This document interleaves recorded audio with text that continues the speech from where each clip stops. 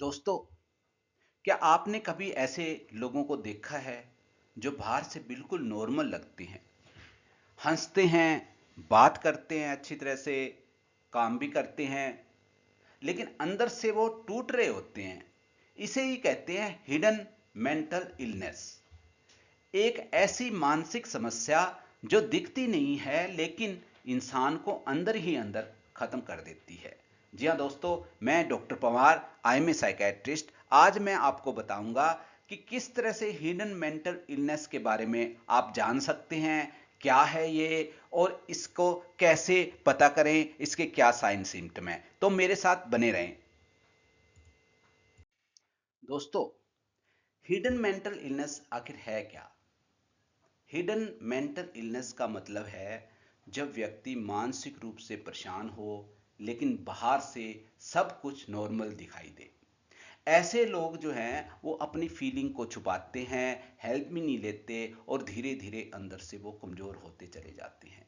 ये बहुत ही खतरनाक स्थिति है क्योंकि इससे पहचानना मुश्किल होता है।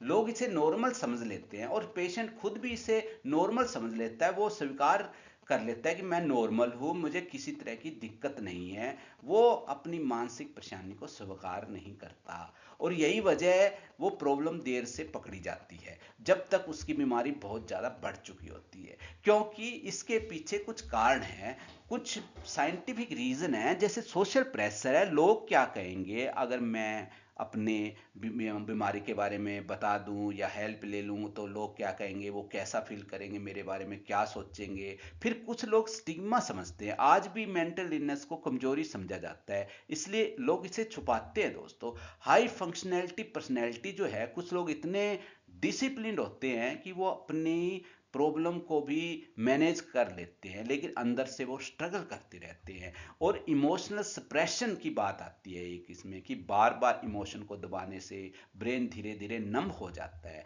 और हिडन मेंटल इलनेस के कुछ साइन हैं, ध्यान से देखें। ये बहुत ही इंपॉर्टेंट चीज है कि ओवर स्माइलिंग या फेक हैप्पीनेस, हर समय खुश दिखना। ये ध्यान से देखें आप। फेक हैप्पीनेस मिलेगी, हर समय खुश दिखने की कोशिश होएगी, लेकिन असली में इमोशन छुपाया जा रहा है। अलोन रहने की बात हो जाती है, भीड़ में भी अकेलापन महसूस होने लग जाता है। ओवर थिंकिंग, हर चीज को ज्यादा सोचने लग जाता है लेकिन किसी से शेयर नहीं करता। और सडनली मूड चेंज हो जाता है, कभी बहुत खुश है, कभी बहुत उदास है। स्लीप इश्यूज भी आ जाते हैं, रात में सो जो उसको सोना नहीं आता, डिस्टर्ब हो जाती है नींद, नींद बार बार टूटने लग जाती है। फिर वर्क में डूबा जाना, इसके अंदर लगातार बंदा इतना काम करता है, खुद को बिजी रखना ताकि फीलिंग से बच सके। और कौन कौन सी हिडन इलनेस हो सकती है?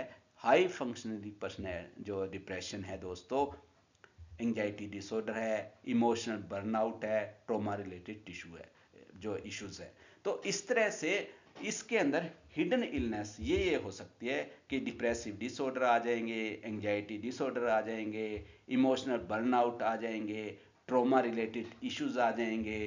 तो इस तरह से पहचानने में और मदद करने में, हम कैसे पहचानने की और किसकी मदद कैसे करें? तो सबसे पहले हम इसको समझे दोस्तों, सुनना सीखें। Listen without judgment. अगर कोई अपनी बात कह रहा है तो उसे इंटरप्ट ना करें, उसे सुने, उसकी मदद करें। छोटे संकेतों को नज़रअंदाज ना करें, इग्नोर ना करें। बिहेवियरल चेंज को सीरियसली लें, सेफ एनवायरनमेंट में रहें, ऐसा माहौल जहां व्यक्ति खुलकर बात कर सके। और प्रोफेशनल हेल्प के लिए भी मोटिवेट करें उस व्यक्ति को। साइकेट्रिस्ट के पास जाने में किसी तरह की कोई दिक्कत नहीं है, वो उसकी मदद करेगा, हर संभव मदद करेगा, क्योंकि वही इस चीज़ का एक्सपर्ट होता है। दोस्तों, अगर आप खुद ऐसा महसूस कर रहे हैं तो याद रखें, आप अकेले नहीं हैं, यह आपकी कमजोरी नहीं है और इसका इलाज भी संभव है, पॉसिबल है। हेल्प लेना करेज है, कमजोरी नहीं है। दोस्तों, हर मुस्कुराता हुआ चेहरा खुश हो यह जरूरी नहीं।